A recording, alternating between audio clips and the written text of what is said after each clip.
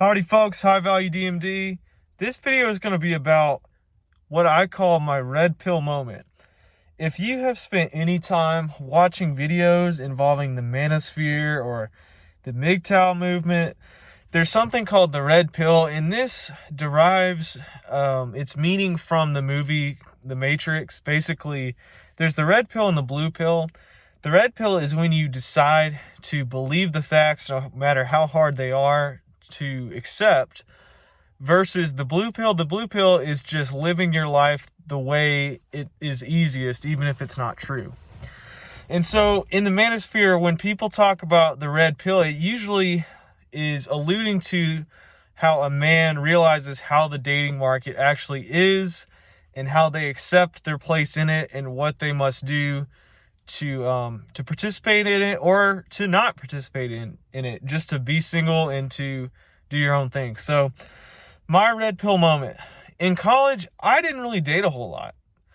It's kind of surprising, right? You know, people are going on more dates in college than really ever, I guess, or they're just seeing other people casually. But, you know, I just kept to myself. You know, I was studying. I was just trying to get into dental school. That was my whole goal. So I didn't really think much about the whole dating scene.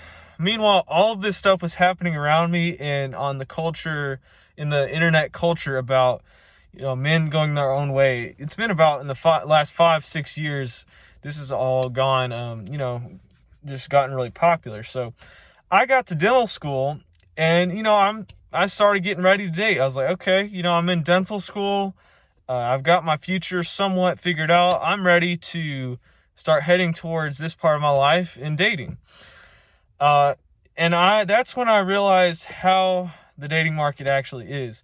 How, unfortunately, women are looking for men who have everything figured out. And for someone that's in dental school who's a little bit older and on their way towards their career, this is actually a great thing. Dating is a lot easier for someone that's going to in medical school, in dental school, because women understand what that means for the most part. I'll talk about that in a minute. They sort of understand that. They understand, okay, this guy is going to have a job when he graduates and he's going to start making a living. And so it's kind of easy to date when you're in dental school, somewhat. You know, you're busy, you're studying, but, you know, people understand what that means. But so this is part of my red pill for everyone that maybe is still in college, you know, or younger. So let's say 17 to 21, 22, 23. If those people are interested in a serious relationship, it's going to be very difficult for them to find one. For the simple fact is they don't have anything going for themselves in life yet. Most of those people aren't going to have a job. They may have a dorm room or an apartment with a crappy bed and crappy furniture. Folks, women just aren't going to like that. Women don't want that. They don't want to see that. They want to see progress. They want to see goals. So when I figured out, wow, you know, I'm sort of set up. This is not going to be as difficult for me to date. When I figured that out in dental school, that was a great feeling. I didn't know it at the time, but I was doing all of the hard work up front in order to make myself a marketable candidate for dating. And since I've gotten in dental school, I've actually gone on a lot of dates. It's not been that hard. I've done a lot of the dating apps and stuff like that, but it's not been that hard to get dates. Now, still finding someone serious for a serious relationship, that can still be a struggle. But it's a lot more doable when you have your future sort of planned out, and it's definitely doable to get first dates and some second dates. So that was my red pill moment, and understanding how people's nature is.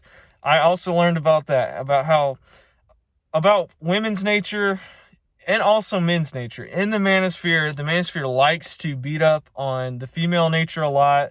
You know, I'm not going to do that.